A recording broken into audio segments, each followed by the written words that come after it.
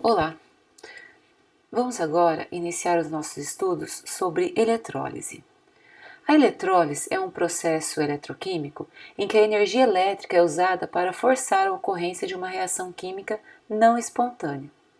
Ela guarda muito dos princípios que nós já estudamos para as células galvânicas, para os processos galvânicos. Nós temos células eletroquímicas, tem o uso de eletrodos, a presença de eletrólise se faz necessária, análise de tabelas de potenciais de redução para previsão de potenciais a serem aplicados. Então, é um cenário em que nós temos muitos dos conceitos que foram utilizados ou que foram vistos para células galvânicas podem ser aplicados às células eletrolíticas. Aqui eu mostro uma imagem para vocês em que eu tenho uma célula galvânica e uma célula eletrolítica. A célula galvânica é a nossa pilha e a célula eletrolítica é aquela que nós usamos para fazer eletrólise. Só recordando, numa célula galvânica nós temos um ânodo, que tem sinal negativo, e um cátodo, com sinal positivo. O ânodo é o local onde ocorre a oxidação. O fluxo de elétrons sai do ânodo e vai para o cátodo. O cátodo é o local onde ocorre a redução. Então, nesse caso aqui, uma pilha de cobre e zinco, por diferença de potencial, que agora nós não vamos verificar aqui, mas tendo o zinco um potencial de redução menor que o do cobre, o zinco sofrerá o processo de oxidação. Os elétrons chegam no cátodo, fazendo com que íons cobre 2+, sejam depositados na forma de cobre sólido. Então, esse é o processo que nós já conhecemos para uma célula voltaica. Numa célula em que vai acontecer uma eletrólise, nós também temos um cátodo e um ânodo. Só que agora a gente acaba representando de forma invertida.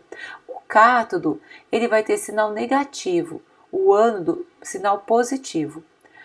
O cátodo é aquele compartimento que os elétrons vão fluir da minha fonte externa, que é uma bateria, né? Então a eletrólise ela é caracterizada fundamentalmente por isso. A reação química vai acontecer a partir do momento em que eu tenho elétrons chegando ao sistema.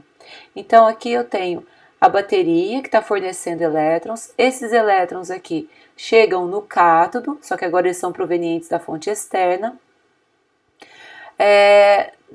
No cátodo nós teremos o processo de deposição, então seria zinco 2+ se depositando a zinco 0. No ânodo nós teremos um processo de oxidação, ou seja, elétrons vão fluir para o meu sistema externo proveniente de íons cobre 0 que passarão para a solução formando cobre 2+. Então, fundamentalmente, nós temos aqui uma diferença de sinais, né? Além, obviamente, nessa célula aqui nós temos a reação química fornecendo elétrons, nesse outro caso aqui são elétrons que vão desencadear a ocorrência da reação química. Além disso, aqui nós temos o cátodo com sinal negativo. O cátodo lá na célula voltaica tinha sinal positivo, então é o inverso. Nesse outro slide aqui eu mostro para vocês um cômputo geral de algumas características de células voltaicas e células eletrolíticas. Então, de forma geral, em todas as células eletroquímicas, nós temos o processo de oxidação acontecendo no ânodo. Isso tanto faz na célula eletrolítica ou na célula voltaica. A redução ocorre no cátodo. Em células voltaicas, o ânodo é fonte de elétrons e possui sinal negativo, né? Ele vai ser denominado com o sinal negativo. O cátodo vai receber elétrons e possui sinal positivo. Esses elétrons do cátodo eles saem do ânodo. Numa célula eletrolítica, os elétrons fluem do ânodo, que devem estar conectados no terminal positivo de uma fonte externa. Os elétrons são encaminhados para o cátodo, que deve ser conectado ao terminal negativo da fonte externa, e o cátodo possui sinal negativo também. Então, esse é só um resumo comparando os dois tipos de célula. Agora nós vamos discutir um pouquinho algumas reações, alguns processos de eletrólise. O primeiro processo de eletrólise que nós vamos discutir é a eletrólise do NaCl fundido. No estado fundido, o NaCl, o cloreto de sódio, né, é um composto iônico que pode ser eletrolizado para formar sódio metálico e cloro. O cloreto de sódio, no seu estado fundido, é um composto iônico, né, que pode ser eletrolizado para formar sódio metálico e cloro. Então vamos lá. No NaCl fundido, nós temos a célula eletroquímica. Aqui eu tenho o meu ânodo, onde vai acontecer a oxidação, aqui o cátodo, onde vai acontecer a redução. A fonte externa de elétrons, então fornecendo elétrons para o cátodo e retirando elétrons aqui do ânodo.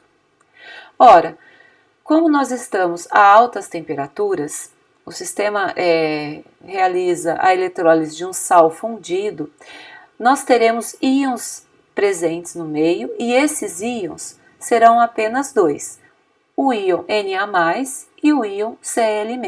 Em uma condição em que eu tenho sal fundido, as opções de quem vai oxidar e quem vai reduzir são limitadas. Então, eu só tenho uma espécie que pode sofrer redução. Essa espécie é o cátion. Então, é o Na+, que vai receber elétrons e vai formar Na sólido. Por outro lado, no ânodo, eu terei o cloreto com carga -1, que vai perder elétrons e vai formar gás cloro. No cômputo geral, eu tenho uma equação global que me dá sódio na forma de íon líquida, mais cloro na forma de cloreto, também na fase líquida, formando sódio metálico e gás cloro. Então, a eletrólise de um sal fundido, ela não é tão complicada. Você só tem uma opção de cátio e uma opção de ânion. Então, fica mais tranquilo. Agora, pode acontecer de eu ter o mesmo material, por exemplo, o NaCl, que nós discutimos anteriormente, agora em solução, em meio aquoso. Em meio aquoso, nós teremos outras opções, além do Na+, e do Cl-, como íons participantes do processo redox. Então, vamos lá. Ora, no ânodo, nós teremos duas reações que podem competir. Nós temos o cloreto, que pode sofrer oxidação e dar gás cloro, e temos a água líquida, que também pode sofrer oxidação, transformando o oxigênio com carga 2- em oxigênio zero, oxigênio na forma de gás. Ora, para definir quem será a espécie que vai ganhar, entre aspas, nesse processo, nós devemos analisar os potenciais de redução dessas espécies. Aqui eu mostro para vocês a equação de redução, né, com o respectivo potencial, tanto do cloro quanto do oxigênio. Se nós observarmos, a água tem um potencial não tão positivo quanto o gás cloro, que está sendo mostrado aqui. Então, nessa condição, sob o ponto de vista do potencial, quem deverá ganhar a competição, né, de ter prioridade de descarga no eletrodo, no ânodo, será a água, que vai formar o gás oxigênio. Isso sob o ponto de vista do potencial de redução aqui que é apresentado. Se nós observarmos, esses dois potenciais aqui, eles não são tão distantes assim.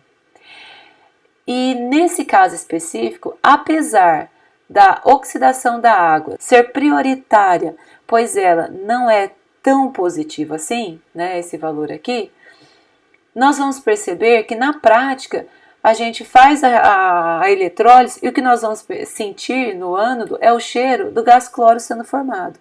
Por quê? Apesar do gás cloro não ter prioridade sob o ponto de vista do potencial, ele acaba sendo formado porque para a produção do gás oxigênio, a célula requer um sobrepotencial de energia muito alto. Então, eu não necessariamente vou ter que aplicar 1,23 volts ali, eu vou ter que aplicar um potencial muito mais alto. E quando eu aplico esse potencial mais alto, atinge o potencial de oxidação do cloro, oxidação do cloreto, formando gás cloro. Como consequência, eu tenho a formação do gás cloro em detrimento, né, da formação do oxigênio, que acaba acontecendo em pequena escala. Do outro lado, nós temos o cátodo. Quais seriam as espécies que teriam prioridade ou que poderiam concorrer? Os íons H+, que estão em pequena quantidade, uma vez que o NaCl em solução não altera o pH, então poderia ter esse íon H+ aqui, que poderia concorrer. A outra possibilidade é a redução dos íons H+ que estão na água, mas isso daqui nós temos que lembrar que o equilíbrio químico da água não desloca o equilíbrio, né, na produção de íons H+.